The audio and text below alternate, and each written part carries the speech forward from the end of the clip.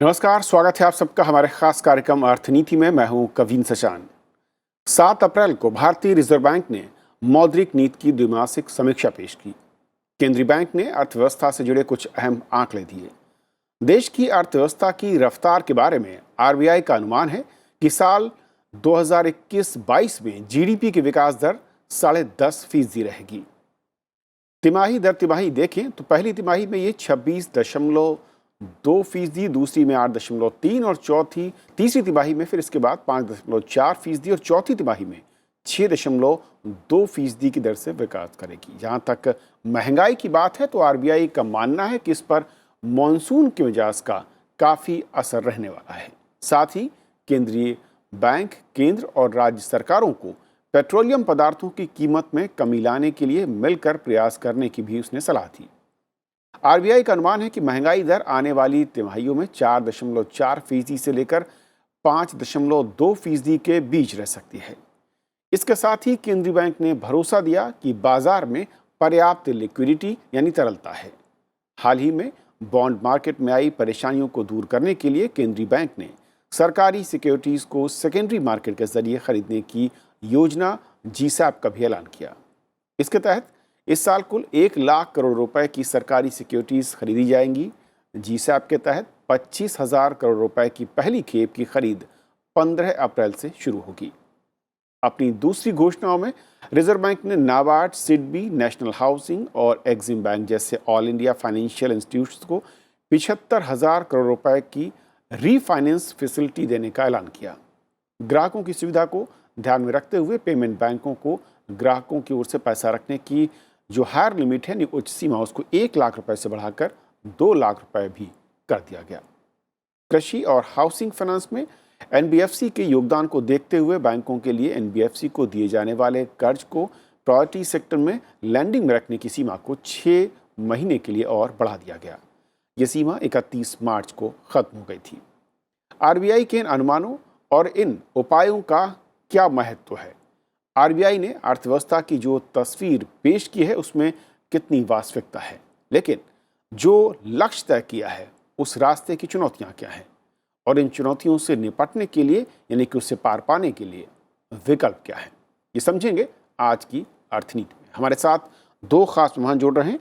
हमारे साथ हलीम खान सर हैं, former secretary, department of investment public asset management, government of India. Sir, आपका स्वागत है। और हमारे साथ शुभमा भट्टाचार्य हैं, consulting editor, the business standard से। शुभमा, आपको स्वागत है। मैं शुरुआत हलीम सर आपसे करना चाहूँगा कि जो मौद्रिक नीति आरबीआई की नज़र आई है, और क्योंकि बहुत कुछ इस वक्त जो टारगेट है विकास दर को वापस हासिल करना, पटरी पर लाने को लेकर, उस नज़रिए से अगर समझें तो क्या बड़ी बातें आप संकेत जो हैं मौद्रिक नीति के या आरबीआई की ओर से जो कदम उठाए जा रहे हैं वो हम समझ सकते हैं? देखिए, आरबीआई ने जो एक नई शुरुआत की है जिसमें उन्होंने कहा है कि वो 1 ट्रिलियन रुपीस का बॉन्ड्स परचेज करेंगे फर्स्ट क्वार्टर में। Now, normally the operations used to happen, but upfront telling the market that I am going to introduce so much of liquidity into the market, तो ये कहीं ना कहीं RBI का ये मानना है कि लिक्विडिटी कॉन्स्टेंट्स की वजह से if there are headwinds to industrial economic growth, then that impression should be confronted upfront, and the liquidity should not be an issue. The other thing which I feel they have tried to signal is that till now I think probably RBI was too focused on 4% inflation.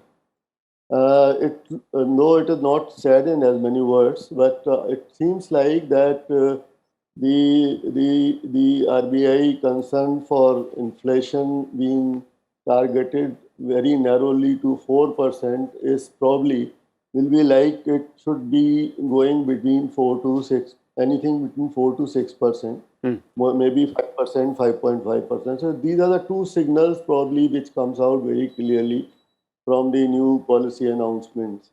And as we all know that this committee, before coming out with the resolution, it goes through a lot of spade work. They do a lot of surveys.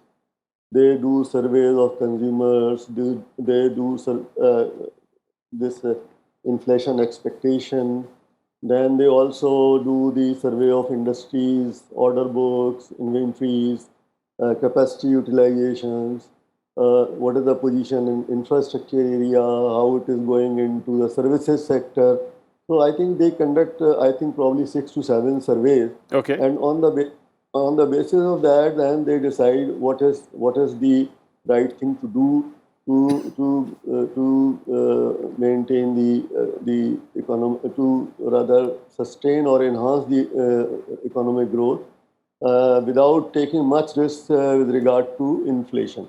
Okay. So that is my to begin with. Yeah.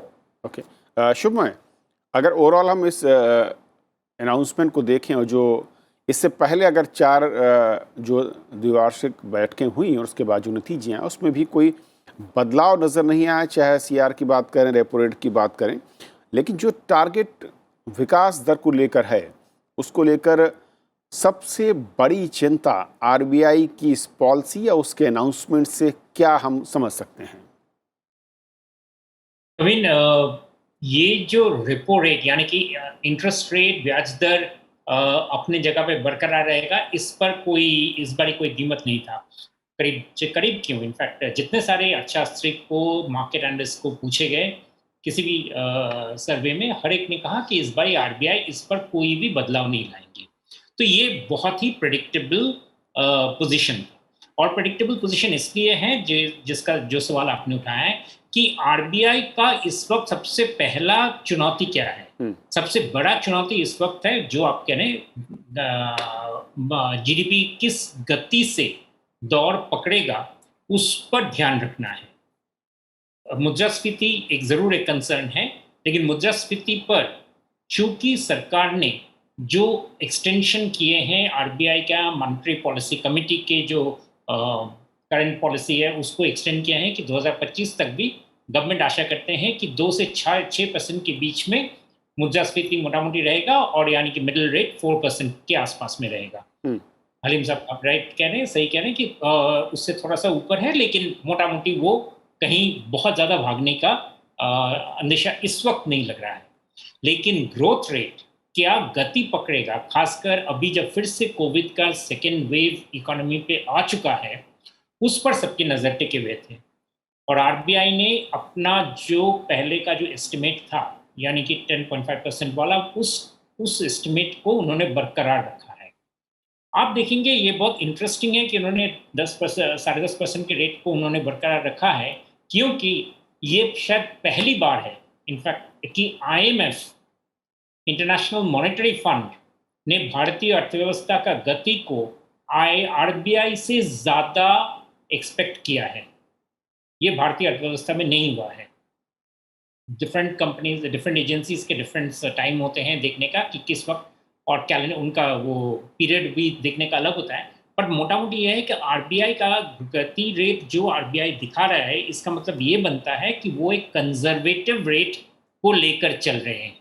शुभमय, क्या ये कहूँ कि जो आपने कहा कि world bank या फिर इंटरनेशनल जो भी एजेंसीज हैं उनका प्रोजेक्शन अगर अप दिख रहा है और आरबीआई ज़्यादा कॉन्शियस नज़र आ रहा है, और इसीलिए वो एक सेफ जोन के साथ या उस जोन में जो चुनौतियां हैं उसके साथ प्रोजेक्शन को देख रहा है? बिल्कुल, यानी कि आरबीआई का 10.5% को देखा जाना चाहिए। विदेशों में से जो एजेंसीज आ रही हैं उनका रेट्स वो क्या एस्टिमेट कर रहे हैं, और उनके सामने आरबीआई का रेट निश्चित ही कंजर्वेटिव नजर आ रहा है। और ये सही भी है, क्योंकि अभी भी बहुत सारे इकोनॉमी में बहुत सारे प्रेशर पॉइंट्स बने हुए हैं, और नए प्रेशर पॉइंट्स जो आए हैं वो है कोविड का जो सेकेंड वेव है, उसके चलते भारतीय फर्स्ट क्वार्टर में जब हम एस्टिमेट करने हैं कि करीब 22% रेट ऑफ रेट होगा, उस वक्त उस बीच में महाराष्ट्र का लॉकडाउन में जाना, दिल्ली में नाइट कर्फ्यू का ऐलान करना, और भी कुछ महत्वपूर्ण शहरों में लॉकडाउन या कर्फ्यू, कुल मिलाकर जो जनता की मूवमेंट्स के ऊपर जो अंकुश लगा, ये सब चीज़ें हावी रहेगा। तो इससे ज़रूर ही जो पिछले साल के जो डिस्ट्रप्शंस जिससे हमें लग रहा था कि शायद हम निकल आए हैं, वो अभी भी बरकरार है काफ़ी हद तक। इसीलिए इस साल का जो एक्सपेक्टेशंस है, उसको इस नज़रिए से या इस रीडिंग में समझा जाना चाहिए। ओके। हलीम सर, क्योंकि एक तरफ हम अगर देखें लिक्विडिटी का इशू जो साफ तौर पर जो एक बड़ी चिंता शायद नज़र आती है आरबीआई के इस बार के अनाउंसमेंट पर, फोकस वहाँ पर दिख रहा है। वहीं पर दूसरी तरफ इन्फ्लेशन भी एक चुनौती हो सकता है, जिस तरीके से डिमांड को इंक्रीज़ करने के लिए सरकार की ओर से इंसेंटिव्स और अलग अलग जो प्रोत्साहन पैकेज दिए गए हैं। लेकिन इन सब के बीच में अगर जीसैप के अनाउंसमेंट को समझें तो ये तीन जो ट्राइंगल बनता है इसका, वो किस तरीके से विकास दर में एक सपोर्टिव रोल में आ सकता है, या फिर यही वो फैक्टर हैं जो कि क्रूशियल हो सकते हैं अगर रफ्तार को हासिल करना है और सेकेंड वेव के बाद अगर हम आगे बच के निकल पाते हैं? देखिए, जो एक्स्ट्रा लिक्विडिटी इन्फ्यूजन का इशू है, इसको हमें इस नज़र से भी देखना चाहिए कि पिछली साल 3.3 ट्रिलियन की जो गवर्नमेंट सिक्योरिटीज़ या बोरोइंग्स थी, तो कहीं ना कहीं जब इकोनॉमी को ग्रोथ पाथ पे ले जाना होता है, तो we have to be very conscious कि कहीं ऐसा ना हो कि because of enhance government borrowings जो प्राइवेट सेक्टर है उसको इट इज़ क्राउडेड आउट। तो इस पॉइंट ऑफ व्यू से मेरा अपना मानना ये है कि आरबीआई का जो लिक्विडिटी इन्फ्यूजन का जो अप्रोच है, और that to coming up of front, last year ऐसा उन्होंने कभी नहीं कहा था कि हम 3.3 ट्रिलियन की बोरोइंग गवर्नमेंट का डेफिसिट इतना हो जाएगा। तो ये जो इस चीज़ को कहीं कहीं आरबीआई ने अपनी पॉलिसी में फैक्टर करके दे फाउंड कि it will be a good idea to declare to the bond market upfront कि वो इस क्वार्टर में कितने की लिक्विडिटी इन्फ्यूजन करना चाहेंगे।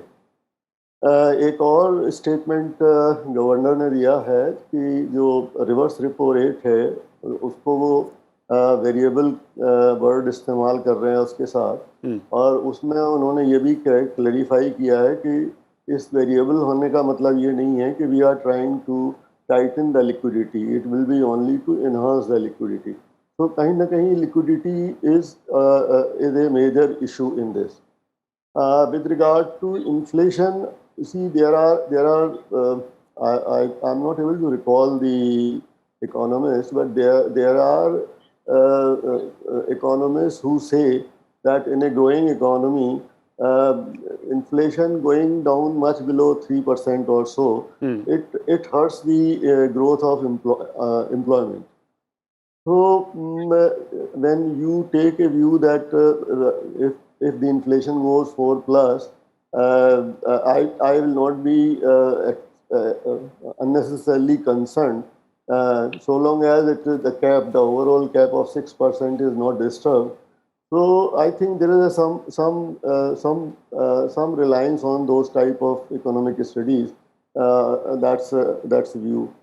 Okay. The third is that economic growth is going to be facing some so-called India-specific peculiarities. We know that in our GDP, the service sector contributed, I think, probably better than the manufacturing sector. And the COVID has affected the service sector tremendously. So, and this headwind, I don't think one can foresee that in view of the second wave, the service sector is going to come back to its normal or pre-COVID normal soon. So these are the certain things, I think, because of which probably the RBI was less concerned about the inflationary pressures and more concerned about the liquidity constraints. शुभमय, जो haleem sir कह रहे हैं कि बहुत महत्वपूर्ण है कि जिस तरीके से जो लिक्विडिटी का एक कंसर्न है, उसके साथ साथ जो फोकस दिख रहा है वो इन्फ्लेशन से ज़्यादा कहीं ना कहीं लिक्विडिटी को इन्फ्यूज़ करना, और सेकंड जो सेक्टर जिनका योगदान बहुत ज़्यादा था विकास दर में लेकर, और जिस तरीके से सेकेंड वेव का इम्पैक्ट उन दोनों सेक्टरों पर खासकर सर्विस सेक्टर में नज़र आ रहा है, उसकी एक चुनौती शायद आरबीआई ने समझी है और इसीलिए जो विदेशी संस्थाएं हैं उनके अनुमानों से अलग आरबीआई ने अपने अनुमान को थोड़ा सा नीचे रखा है, डाउन प्ले किया है। बिल्कुल बिल्कुल कोई कविन बिल्कुल आप सही कह रहे हैं कि आरबीआई ने इसलिए कंजर्वेटिव एक एस्टिमेट रखा है कि ग्रोथ रेट क्यों क्या रहेगा। मैं इस वक्त एक चीज पर आपका ध्यान आकर्षित करूंगा, वो ये है कि आरबीआई के सिर्फ ब्याज दर ही नहीं, पिछले 2 साल से आरबीआई कई सारे ऐसे स्टेप्स ले रहे हैं जो खुदरा बाजार के लिए और खुदरा व्यापारी के लिए बहुत इम्पोर्टेंट स्टेप्स हैं जिनका काफ़ी मायने रहता है।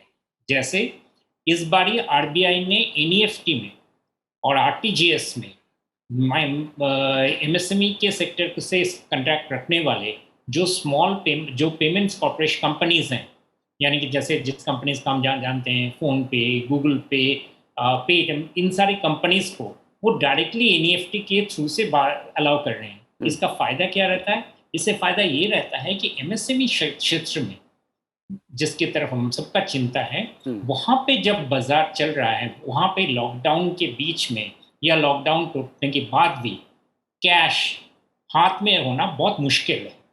लेकिन लोग अगर खरीद पाएंगे ज़्यादा, अगर उनको जल्दी से वो पैसा वो बैंक में ट्रांसफ़र कर सके और बैंक से निकाल सके, तो इसलिए उनको जो अभी प्रावधान दिया गया है कि वो बैंक के थ्रू से नहीं, डायरेक्टली अपने खाते से ही आरबीआई के ट्रांजैक्शनल का जो फील्ड है उसमें व्यवसाय कर सकते हैं, ये बहुत सिग्निफिकेंट है।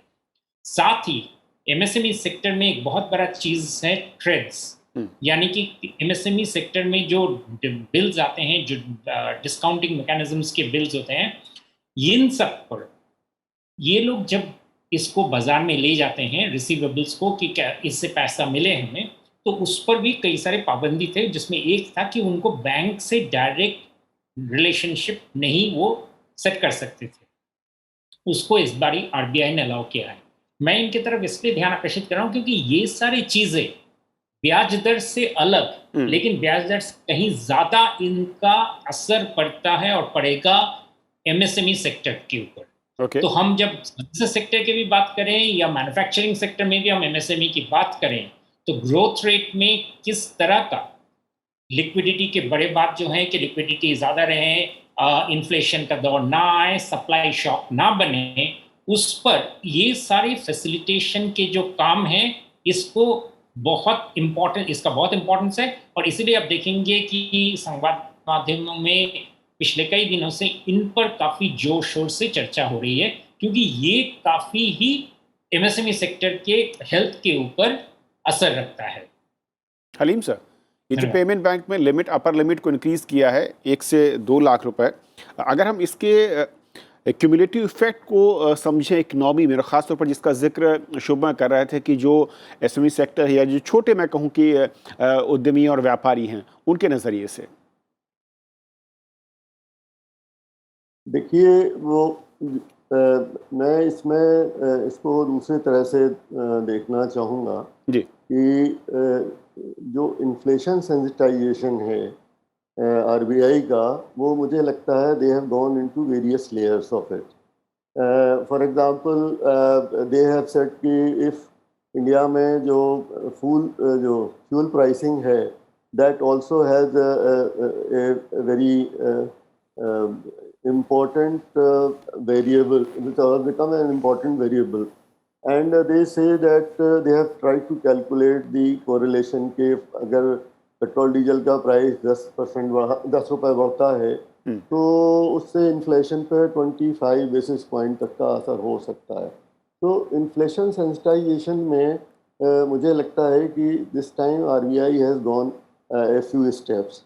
They have also discussed that the capital outflows happen, and to maintain and if the RBI intervenes even to 70% of that outflow, that means that the reserves will go down 0.7%, and the exchange rate will be affected, and there will be an inflationary pressure. So I think they have taken 2-3 tiers, and see, this 1 lakh to 2 lakh, according to me, is an important step. but this is not the big player in the economic growth, GDP growth story or Okay. the inflation. So I think they have considered three steps, three areas.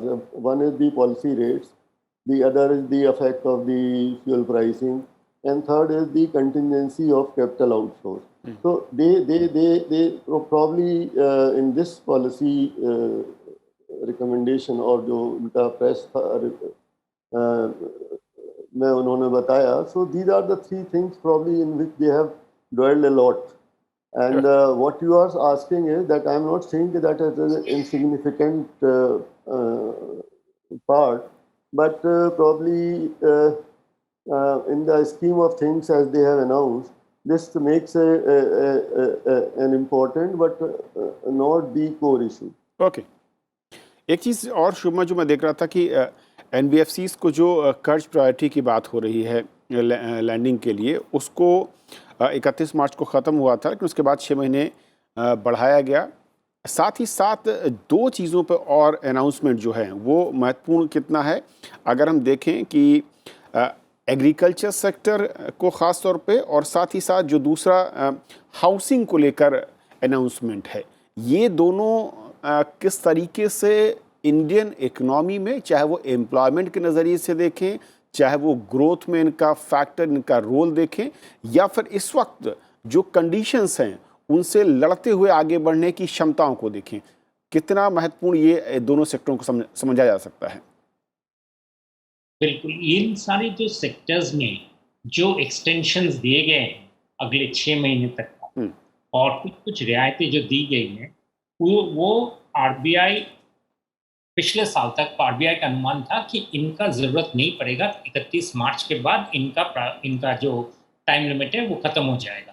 अभी इसको फिर से देना पड़ा है, जैसे आपने कहा है कोविड की वजह से इनके ऊपर फिर से प्रेशर बन रहा है।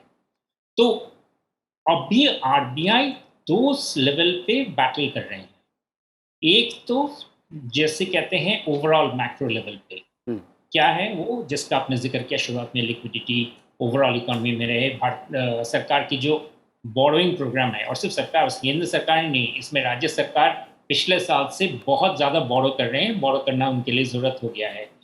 वो उनका कॉस्ट कम रहे। अगर जब वो कोविड के वैक्सीन दे रहे हैं तो उसका खर्च जब आएगा तो वो खर्च कम रहे, एक लेवल पे रहे, ताकि वो और भी ज़्यादा लोगों को वैक्सीनेशन दे सके। इन सब चीज़ों को देखते हुए जो एक लिक्विडिटी का है, जो यानी कि जो खर्च सरकारों को पैसे उठाने में है वो कम रहे, इस पर आरबीआई बैटलिंग किए हैं। दूसरी तरफ इन्फ्लेशन यानी कि मुद्रास्फीति में कोई ऐसा नया प्रेशर ना आ जाए उनके बोरोइंग के बावजूद, क्योंकि सरकार जब बोरो करते हैं एक्स्ट्रा तो निश्चित एक्स्ट्रा पैसा बाजार में आ जाता है, और एक्स्ट्रा पैसा आने से अगर स्टॉक्स जो है वो स्टॉक्स में मूल्य वृद्धि हो जाता है। उसको रोकने के लिए काउंटर साइक्लिकल पॉलिसीज की यानी कि सोकिन करे, जिसके लिए आपने जीसैप का शुरुआत में मेंशन किया था, इस तरह के पॉलिसीज को, कि ताकि वो पैसे को फिर से आरबीआई अपने पास वापस खींच ले। और तीसरा वाला जिसका मैंने जिक्र किया था कि बहुत सारे छोटे छोटे स्टेप्स हैं जो हर सेक्टर में जो पेन पॉइंट्स हैं, उनकी जो मुश्किलें हैं, उनको देखते हुए स्टेप्स उठाए गए हैं। एग्रीकल्चर क्षेत्र आपने सही कहा, हाउसिंग यानी कि कंस्ट्रक्शन सेक्टर में, और साथ में एनबीएफसी में और एमएसएमई, ये सारे सेक्टर्स वो हैं जहाँ पे एम्प्लॉयमेंट ज़्यादा रहता है, इकोनॉमी को गति देने में ज़्यादा जो जोर मिलता है, लेकिन इन सेक्टर्स के पास धक्का खाने का बहुत ज़्यादा चांस रहता है अगर इन चीज़ों में अगर गड़बड़ आ जाए, तो संतुलन गड़बड़ आ जाए। ओके, चलिए, बहुत बहुत शुक्रिया आप दोनों मेहमानों का हमारे साथ इस चर्चा में जुड़ने के लिए, समझाने के लिए कि असल में जो इस बार की मौद्रिक नीति समीक्षा बैठक हुई और उसमें जो आरबीआई की ओर से कदम उठाए गए हैं उसके मायने क्या हैं, उसकी ज़रूरत क्या है, और आरबीआई की चिंता विकास दर को लेकर क्या है, और उसे निपटने का, उससे पार पाने का रास्ता क्या है। बहुत बहुत शुक्रिया आप दोनों का। तो आज अर्थनीति में इतना ही। नमस्कार।